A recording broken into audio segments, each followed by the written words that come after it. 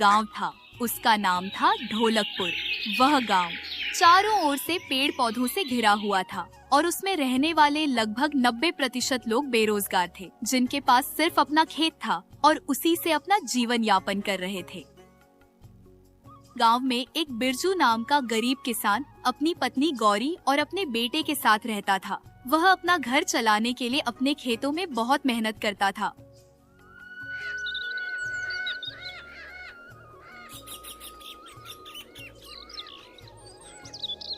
अम्मा, आज दाल नहीं बनी क्या? अरे भूख के मारे मेरा पेट दर्द कर रहा है। मुझे बहुत भूख लगी हुई है। अम्मा, कुछ खाने के लिए दो ना।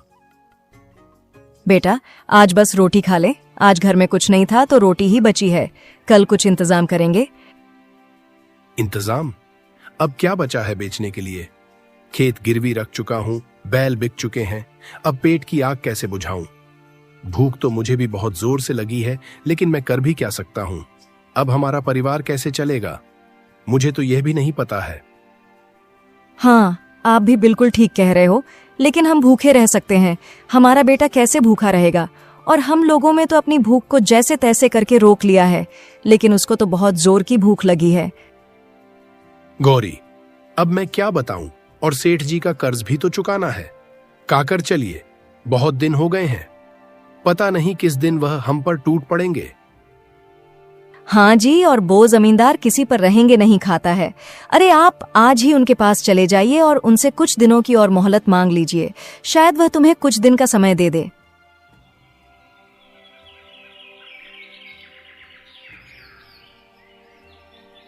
बिरजू सेठ धनराज के पास पहुंचता है। बिरजू को सामने खड़ा देखकर धनराज उससे कहता है, बिरजू, कर्ज चुकाने आए हो या और मोहलत मांगने? तुम्हें देखकर तो ऐसा लग रहा है कि तुम बड़े उदास हो और तुम मेरा कर्ज तो कोई हालत में चुकाने ही नहीं आए होगे। हाँ सेठ जी, यह बात तो आपने बिल्कुल ठीक कही है, क्योंकि मैं आपका कर्ज चुकाने नहीं आया हूं। अरे मेरे पास पैसे ही नहीं है तो अभी आपका कर्ज कैसे चुकाऊंगा? और सेठ जी, इस बार बारिश नहीं हुई, फसल सूख गई। थोड़ा और समय दे दो। समय से कर्ज नहीं चुकाया तो ब्याज बढ़ता जाएगा, समझे? अगर नहीं चुका सकते तो खेत हमारे नाम कर दो। अरे जो पता है तुम लोगों को कि तुम कर्ज नहीं तो चुका सकते, तो पहले से ही मुझे कुछ ना कुछ चीज यहां पर अपना खेत, घर दे दो, जिससे मैं भी निश्चिंत होकर रहूंगा। बिरजू का चेहरा सफेद पड़ जाता है। उसके लिए खेत सिर्फ जमीन का टुकड़ा नहीं, बल्कि उसके पुरखों की निशानी है। और फिर वहां सेठ धनराज से कहता है, अरे मालिक, ऐसी बात नहीं है। अगर इस बार फसल ना सूखी होती तो मैं आपका सारा पैसा अभी लौटा देता। और रही बात मेरे खेत को आपका नाम करने की, तो मालिक मैं यह नहीं कर सकता, क्योंकि यह मेरे पुरखों की जमीन है, इनकी निशानी है। इसीलिए आप मुझे कुछ दिन का समय दे दो। देखता हूं, शायद मेरी फसल जल्दी से तैयार हो जाए। बस मैं आपके सारे पैसे तुरंत लौटा दूंगा। देखो बिरजू, तुम्हें जो करना है जल्दी करो। मेरे पास इतना समय नहीं है कि तुम लोगों को मोहलत ही देता जाऊं। और अगली बार से मैं कर्ज पर पैसे तो दूंगा, लेकिन सबसे पहले उस व्यक्ति की कोई ना कोई कीमती चीज या फिर खेत घर अपने नाम पहले ही करवा लूंगा। अगर उसने समय पर पैसे चुका दिए तो मैं उसका खेत उसके नाम कर दूंगा, और नहीं चुका पाए तो अपने नाम ही रखूंगा। अब जाओ यहां से और जल्दी से कुछ ना कुछ इंतजाम करो। सेठ धनराज की बात सुनकर बिरजू वहां से चला आता है और बिरजू परेशान होकर गांव के चौपाल पर आता है। उसे परेशान देखकर गांव का दूसरा किसान रामलाल उससे पूछता है, बिरजू, सुना है सेठ धनराज तुझसे खेत छीनने वाला है। अगर वह तेरे साथ ऐसा करेगा तो तू तो बेखेत हो जाएगा। और मुझे तो ऐसा लग रहा है कि यह धनराज तेरे साथ कुछ अच्छा नहीं कर रहा है। हाँ भाई सेठ धनराज, मुझे मेरा खेत छीनना चाहता है, लेकिन अब मुझे कुछ समझ में नहीं आ रहा है कि मैं क्या करूं, और मुझे कोई रास्ता भी तो नहीं दिख रहा। रामलाल, क्यों ना हम सब मिलकर विरोध करें? सेठ यूं ही गरीबों को लूटता रहेगा, और इसने आज तक हम किसानों का कुछ भी भला नहीं किया है। मुझे तो कभी कभी इस पर इतना ज्यादा गुस्सा आ जाता है तो इसका गला ही घोंट दूं।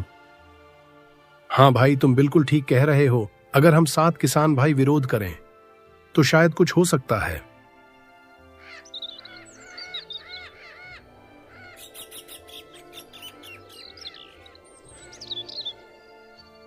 अगले दिन सुबह होते ही रामलाल, बिरजू और रघु तीनों किसान एक साथ खड़े हुए थे।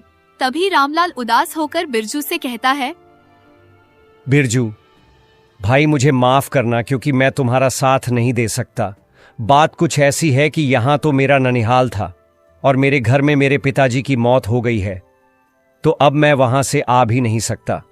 भाई, अगर मैं यहां रहता तो तुम्हारी मदद जरूर करता। मजबूरन मैं तुम्हें तुम्हारे काम में अधूरा करके जा रहा हूं। अरे कोई बात नहीं रामलाल भाई, मैं और रघु हूं ना, मैं दोनों सब कुछ संभाल लूंगा। तुम आराम से जो, और यह सुनकर बहुत बुरा लगा कि तुम पिताजी की मौत हो गई। भाई तुम आराम से जाना। बिरजू भाई, कुछ सोचा तुमने कि सेठ के खिलाफ क्या करें? सोचना क्या है रघु, सेठ के पास ताकत है, पैसा है, आदमी है। मैं अकेला क्या कर सकता हूं? अरे भाई, तू अकेला नहीं है, मैं तो तेरे साथ हूं ना। और बेचारा रामलाल भी हमारे साथ होता तो भगवान ने उसके साथ बहुत गलत किया गया, उसे जाना ही था। बिरजू रघु की ओर देखता है लेकिन उसकी आंखों में भरोसा नहीं दिखता। तभी अचानक गौरी वहां आती है। उसकी आंखों में आंसू है लेकिन आवाज में हिम्मत है। बिरजू, तू हार क्यों मान रहा है? ये खेत हमारे पुरखों की पहचान है। तू ही तो कहता था कि मेहनत से तकदीर बदलती है, तो अब क्यों पीछे हट रहा है? और तुम खुद को अकेला क्यों कह रहे हो? रघु भैया भी तो है तुम्हारे साथ। मैं हार नहीं मान रहा गौरी, लेकिन सेठ से लड़ना आसान नहीं है और उसके खिलाफ आवाज उठाना इतना आसान नहीं है। मुश्किल है पर नामुमकिन नहीं। अगर तुम दोनों लोग एक साथ मिलकर आवाज उठाओगे तो जीत तुम्हारी ही होगी, लेकिन तुम लोगों को बुद्धि से काम करना होगा। सेठ हर बार हम गरीबों को लूटता है और हम चुपचाप सहते रहते हैं, लेकिन अब बहुत हो गया है, लोग उसका खुलकर विरोध करेंगे। लेकिन अगर सेठ ने बदला लिया तो फिर हम लोग क्या करेंगे? अगर हम एक साथ खड़े होंगे तो सेठ कुछ नहीं कर पाएगा। और बिरजू, तुम खामखां डर रहे हो। गांव में हुई वो सारी बातें नौकर सेठ धनराज को बताने के लिए जाता है। सेठ जी, गांव वाले बिरजू के साथ खड़े हो गए हैं।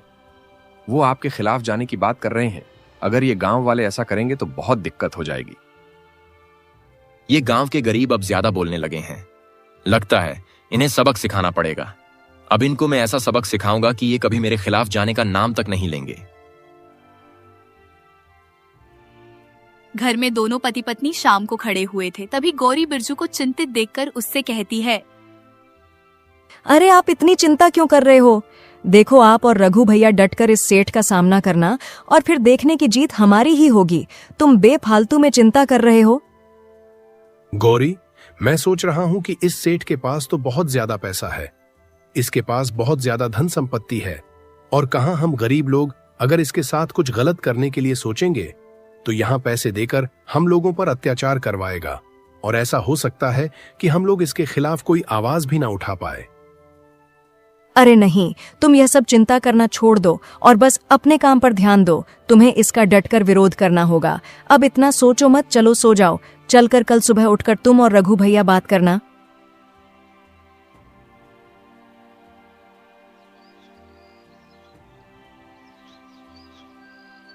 अगले दिन सुबह होते ही तीनों लोग इकट्ठा होते हैं और तभी रघु को बहुत जोर गुस्सा आता है और वह जोश में आकर कहता है, अगर हम आज चुप रहे तो कल सेठ पूरे गांव को गुलाम बना देगा और हम किसी के गुलाम नहीं बन सकते, और हम लोग किसी के तलवे चाटने के मोहताज नहीं हैं। हम अपने दम पर झेंगे। हम भी किसान हैं और खेत में जो अनाज उगाएंगे उसी को खाएंगे, उसी को बेचेंगे और इन जमींदार को कभी भी नहीं देंगे। आप इनका खुलकर विरोध करेंगे। लेकिन हमें सावधान रहना होगा। सेठ धनराज ताकतवर आदमी है, वो किसी भी हद तक जा सकता है, लेकिन हम डरेंगे नहीं। ये जमीन हमारी मेहनत की कमाई है, इसे सेठ ऐसे ही नहीं छीन सकता, और अब हम लोग तैयार हैं सेठ धनराज का खुलकर विरोध करने के लिए। सही कहा। अगर लड़ना पड़ा तो लड़ेंगे, और चाहे जो करना पड़े हम लोग जरूर करेंगे, लेकिन न्याय पाकर ही मानेंगे। तीनों को जोश आ जाता है। पहली बार उन्हें महसूस होता है कि वे एक साथ खड़े हो तो कोई भी उनका हक नहीं छीन सकता। इधर सेठ धनराज बहुत गुस्से में बैठा हुआ था क्योंकि उसके नौकर ने उसे बताया था कि गांव वाले उसके खिलाफ साजिश कर रहे हैं। ये गरीब अब ज्यादा बोलने लगे हैं, अब इन्हें सबक सिखाना होगा। अगर इन पर जल्दी से दबाव नहीं डाला गया तो यह मेरे बारे में न जाने क्या क्या बोल देंगे और न जाने क्या क्या करने के लिए तैयार होंगे।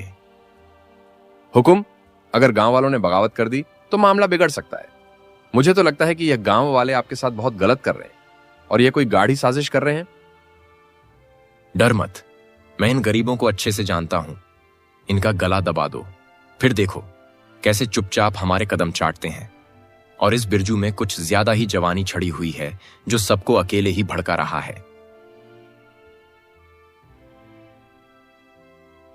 थोड़ा थोड़ा अंधेरा होता है, तभी सेठ धनराज अपने नौकर से कहता है, देखो अब थोड़ा थोड़ा अंधेरा हो गया है तो तुम जाओ और वह जो बिरजू की थोड़ी फसल खड़ी है ना, उसमें आग लगा दो जाकर, ताकि उसको समझ में आए कि मुझसे पंगा लेना कोई आसान बात नहीं है।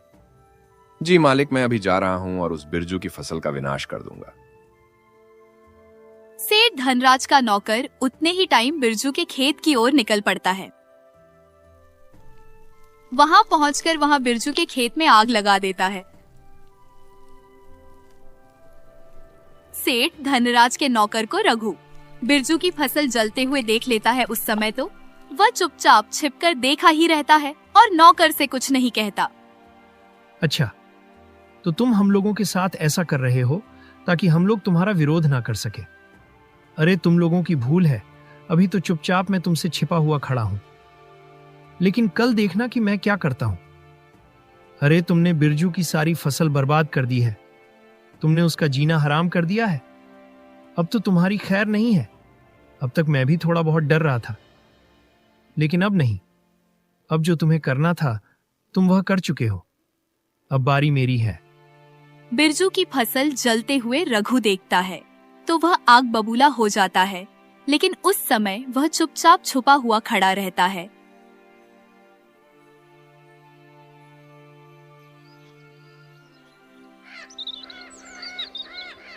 अगले दिन सुबह होते ही रघु बिरजू के पास जाता है और उसे बताता है, बिरजू भाई, सब कुछ बर्बाद हो गया। अरे कल शाम को जो हुआ उसे सुनकर आपकी आंखें भी फटी की फटी रह जाएंगी, क्योंकि कल रात को सेठ धनराज का नौकर तुम्हारे खेत के पास गया और तुम्हारी सारी फसल जल दी। अब हम लोग क्या करेंगे? उसने तो तुम्हें बिल्कुल बर्बाद कर दिया है। हमारी सारी फसल जल गई बिरजू, अब क्या होगा? इस सेठ धनराज ने तो हम लोगों को बर्बाद ही करके रख दिया। अब तक इसने हम लोगों पर बहुत ज्यादा अत्याचार किए हैं, लेकिन अब हमें कुछ करना ही पड़ेगा जिससे इसके भी होश ठिकाने आ जाएं। बिरजू का चेहरा गुस्से से तमा उठता है। वह अपने जलती हुई फसल के बारे में सुनकर और मुट्ठी भींच लेता है। अब फैसला हो चुका था, अब चुप रहना मुमकिन नहीं। अब ये अन्याय और नहीं सहेंगे। सेठ को उसी की भाषा में जवाब देना होगा। और मेरी फसल जल गई, ये सुनकर मेरा खून खौल रहा है। अब तीनों के चेहरे गुस्से से लाल थे, उनकी आंखों में गुस्सा साफ झलक रहा था।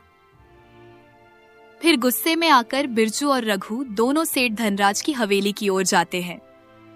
तुमने मेरी फसल जल कर रख कर दी है और अब तुम इसका परिणाम भुगतोगे कि मैं तुम्हारे खिलाफ विरोध करूंगा और तुम्हें सजा दिलवाऊंगा। अरे तुम हम गरीबों की कदर करना नहीं जानते। तुम्हें मालूम भी है कि एक फसल तैयार करने में कितना समय लगता है। अरे तुम तो आराम से घर में बैठकर खाते रहते हो। आपने कभी मजदूरों से पूछा कि कितनी मेहनत पड़ती है?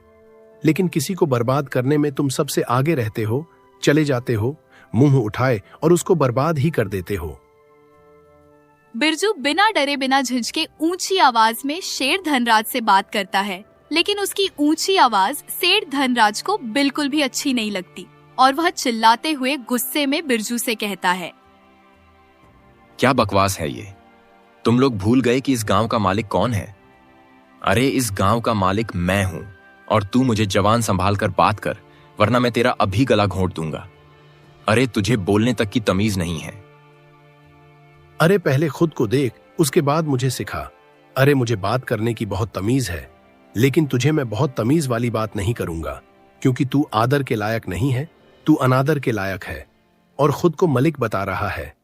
अरे मालिक तो इस गांव के सरपंच जी हैं और दूसरे मालिक हम लोग हैं, क्योंकि सारे गांव की जमीनों पर खेती हम ही लोग करते हैं और हम जितने भी किसान भाई हैं सब बहुत मेहनत करते हैं, लेकिन तुझे इसका कोई अंदाजा नहीं है।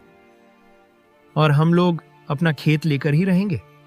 और तूने जो बिरजू की फसल जलाई है ना, तुझे उसका भी परिणाम भुगतना पड़ेगा, क्योंकि अब हम लोग चुप नहीं रह सकते। तूने बहुत अत्याचार किए हैं हम लोगों पर। उन दोनों की बात सुनकर सेठ धनराज घबरा जाता है। उसको लगता है कि अब यह कुछ न कुछ करके ही मानेंगे, लेकिन उस समय धनराज चुपचाप खड़ा हो जाता है और कुछ नहीं बोलता। सेठ धनराज चिंतित होकर अपने नौकर से कहता है, अगर हमने इन किसानों को रोका नहीं तो ये बगावत और बढ़ जाएगी। कुछ करना पड़ेगा और फिर लोगों को मुझ पर ज्यादा शक होने लगेगा।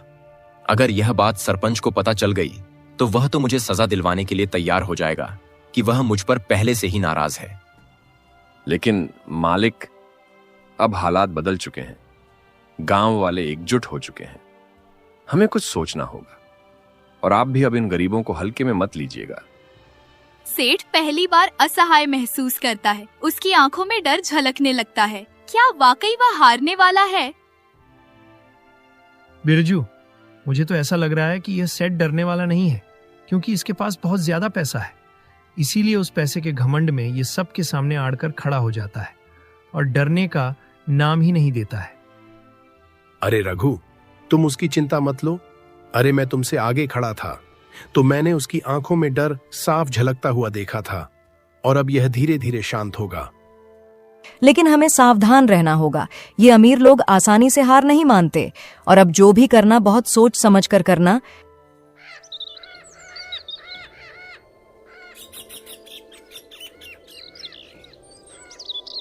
अगले दिन सुबह होते ही सेठ धनराज बिरजू और रघु के पास पहुंचता है, क्योंकि उसको अब टेंशन होने लगी थी कि अगर इन दोनों ने कुछ किया तो उसका परिणाम बहुत गलत होगा। इसीलिए धनराज दोनों के सामने आकर उनसे कहता है, बिरजू और रघु, तुम दोनों जो भी कर रहे हो वह बहुत गलत कर रहे हो।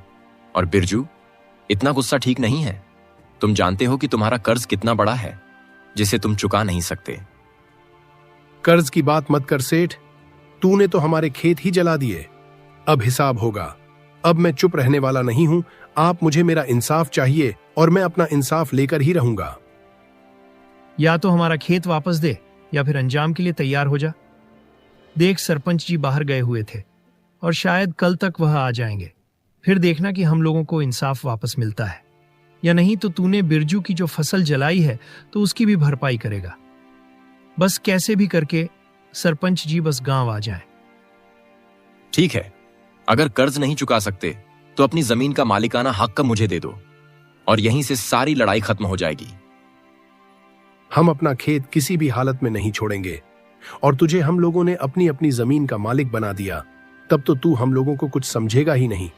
अभी से तूने हम लोगों का जीना हराम कर रखा है, तो बाद में क्या करेगा?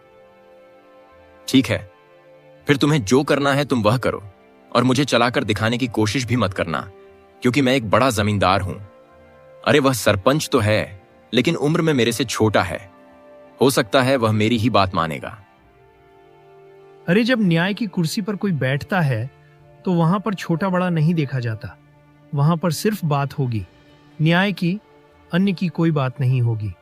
अरे तू एक घमंड कर रहा है ना, तेरा घमंड भी चूर चूर हो जाएगा। रघु की ऐसी बात सुनकर सेठ सच में पड़ जाता है कि आखिर यह बात तो बिल्कुल सही कह रहा है।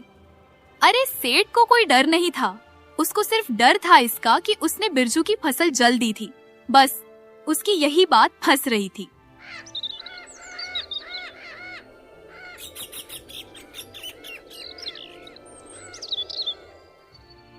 अगले दिन सुबह होते ही बिरजू और रघु सरपंच जी के घर के लिए जाते हैं। नमस्ते सरपंच जी। सरपंच जी, आप इतने दिनों से गांव में नहीं थे तो हम लोगों पर अत्याचार किया गया है। सरपंच जी, उस सेठ धनराज ने हम लोगों का जीना हराम कर दिया है। क्या? तुम लोगों का जीना हराम कर दिया है? आखिर ऐसा क्या किया है उस सेठ धनराज ने? और मैं इतने दिनों तक गांव में नहीं था तो मुझे भी चिंता हो रही थी कि कहीं ऐसा ना हो कि मेरे गांव में कोई समस्या हो जाए, और आज यहां पहुंचा हूं तो समस्या ही आ रही है। अच्छा बताओ, सेठ धनराज ने क्या किया है? सरपंच जी, सेठ धनराज ने बिरजू को कर्ज पर पैसे दिए हुए थे और बिरजू ने उसका कर्ज नहीं चुका पाया तो उसने धमकी दी कि तुम्हारा घर मैं छीन लूंगा। चलो, ये बात तो ठीक थी कि बिरजू ने उसका पैसा वापस नहीं कर पाया तो वह घर छीन लेता, लेकिन सरपंच जी, उसने बिरजू की खड़ी हुई फसल में आग लगवा दी अपने नौकर से। कहकर सरपंच जी यह सब करते हुए मैंने अपनी आंखों से देखा था कि उसका नौकर बिरजू के खेत में आग लग रहा था। अच्छा, तो उस सेठ धनराज ने ऐसा किया है बेटा। मैं तुम दोनों की बात पर विश्वास कर रहा हूं, लेकिन यह बात तुम्हें उसके सामने साबित करनी होगी। अच्छा बिरजू, तुम जो सेठ धनराज को बुलाकर लाओ और दोनों लोग अपनी बातें मुझे बताओ, तब मैं फैसला सुनाऊंगा। क्योंकि अगर मैं ऐसे फैसला सुना दिया तो गांव वालों को भी लगेगा कि मैं तुम्हारा पक्ष लिया है। और रघु, तुम घर चले जाना, सिर्फ इन दोनों को ही यहां आने देना। ठीक है सरपंच जी, बिरजू ही सेठ धनराज को बुलाकर लेगा और मैं घर के लिए चला जाऊंगा। बिरजू सेठ धनराज को बुलाकर सरपंच जी के सामने लाता है। तभी सरपंच जी सेठ धनराज से कहते हैं, क्या हुआ धनराज? तुमने इन गरीबों का जीना हराम कर रखा है। अरे तुमने इस बिरजू की फसल क्यों जला दी? अरे सरपंच जी, मैंने ऐसा कुछ नहीं किया है। यह बिरजू झूठ बोल रहा है। नहीं सरपंच जी, मैं झूठ नहीं बोल रहा हूं। मैंने जो भी बातें आपको बताई हैं वह बातें बिल्कुल सच है, चाहे उन बातों को यह माने या ना माने। उन दोनों की बातें सुनकर सरपंच को कुछ समझ में नहीं आता है कि आखिर सही कौन है और गलत कौन है। तभी उसके दिमाग में एक आइडिया आता है और वह उनसे कहता है, देखो, ऐसे मुझे कुछ समझ में नहीं आ रहा है कि आखिर गलत कौन है और सही कौन है। देखो, मेरे पुराने घर में एक मशीन रखी हुई है जो मेरे दादाजी ने मुझे दी थी, और उससे मैं यह पता कर सकता हूं कि झूठ कौन बोल रहा है और सच कौन बोल रहा है। लेकिन यह काम मैं कल करूंगा, क्योंकि आज मैं बहुत थक गया हूं। और अब तुम दोनों यहां से जाओ। घर जाकर बिरजू दोनों को यह बताता है कि फैसला नहीं सुनाया गया है और वह कल सुनाया जाएगा। उसकी बात सुनकर दोनों लोग चुप खड़े रहते हैं और तीनों को समझ में नहीं आ रहा था कि आखिर सरपंच जी किस मशीन की बात कर रहे थे। सेठ धनराज चालाकी दिखाने की कोशिश करता है। वह यह सोचता है कि उस मशीन को वह चुरा लेगा तो सरपंच जी नहीं पहचान पाएंगे कि आखिर सही कौन बोल रहा है और गलत कौन बोल रहा है। सेठ धनराज जैसे ही सरपंच जी के पुराने घर में पहुंचते हैं तो सरपंच जी सामने से उससे कहते हैं, अच्छा, तो तुम ही हो? झूठे। अरे, मुझे पहले ही पता था कि बिरजू और रघु कभी झूठ नहीं बोल सकते, और मुझे कुछ समझ में नहीं आया कि मैं कैसे पता करूं कि तुम सही हो या बिरजू। तभी मैंने तुम लोगों से झूठ कहा था कि मेरी ऐसी मशीन है जो गलत और सही का पता लगा देगी। लेकिन यहां कोई मशीन नहीं है, तुम झूठ बोल रहे थे। इसीलिए तुम मशीन को चुराने के लिए आए थे, और बिरजू बिल्कुल सच बोल रहा था, इसलिए वह घर में आराम से सो रहा होगा। अच्छा, इसका मतलब कि आप एक चाल चल रहे थे? हाँ धनराज, मैं एक चाल चल रहा था और तुम मेरी चाल में आसानी से फंस गए हो। अब तुम बिरजू को उसकी फसल जलाने पैसा दोगे और उसका सारा कर्ज माफ करोगे। तुम जाओ यहां से, कल मैं बिरजू को तुम्हारे यहां भेज दूंगा। तुम उसे पैसे दे देना और मैं तुम्हारी इज्जत बचा रहा हूं। यह बात सिर्फ बिरजू और उसकी पत्नी और रघु को ही मालूम होगी कि तुम झूठे हो। ठीक है, अब जाओ।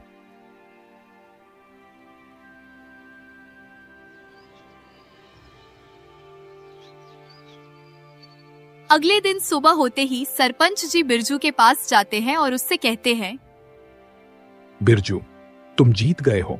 अरे, मेरे पास कोई मशीन नहीं थी।